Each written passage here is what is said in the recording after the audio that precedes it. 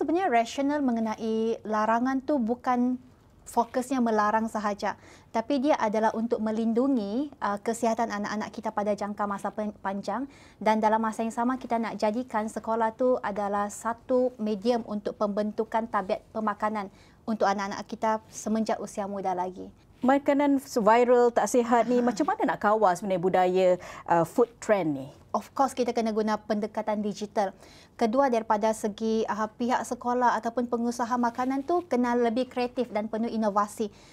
Contohnya, instead of kita, contohnya untuk pengusaha makanan, kita kena come up dengan satu innovation ataupun creativity. Instead of kita jual buah-buahan tu di dalam plastik biasa, kita letak dalam fruit cup dan kita namakan dia sebagai fruit cup viral. Kita kena tahu juga kita punya anak-anak ataupun teenager ni dia makan bermula daripada mata.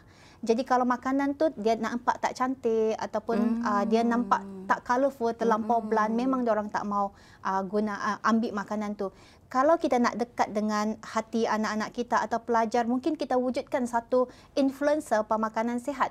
Okay? So tak semestinya kita just fokus untuk makanan-makanan viral, tapi rakan sebaya diorang tu pun kita buat satu challenge, kan, pemakanan sihat hari ini zero water challenge, okay? Dan kita war-warkan dekat social media. Secara strategiknya kita tak boleh nak membendung 100% makanan viral tu, tapi kita pun kena increasekan kita punya awareness.